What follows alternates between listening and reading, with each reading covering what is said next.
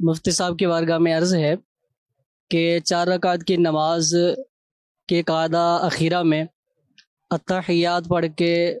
5ویں رکعت کے لیے کھڑے ہو گئے، سورہ فاتحہ بھی پڑھی، مزید سورت بھی پڑھی، اب رکوع نہیں کیا، کیا اس صورت میں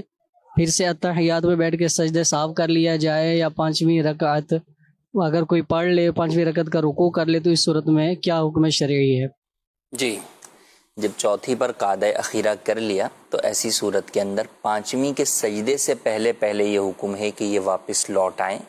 اور آ کر سجدہ سہو کر کے اپنی نماز کو مکمل کر لیں۔ ہاں البتہ اگر 5ویں کا سجدہ کر لیا تو پھر اب لوٹیں نہیں، بلکہ اب 1 رکعت اور ملا لیں اور پھر آخر میں سجدہ سہو کر لیں، تو یوں فرض پہلے 4 ہو جائیں گے اور بعد والی 2 نفل ہو جائیں گے۔ لیکن اگر 5ویں کا رکوع بھی کیا، سجدہ بھی نہیں کیا، تو بھی واپس پلٹ آنے کا اختیار ہے کہ واپس پلٹ آئیں اور یہ وہاں پر سجدہ سہو کر کے اپنی نماز کو مکمل کریں۔ ٹھیک، مزید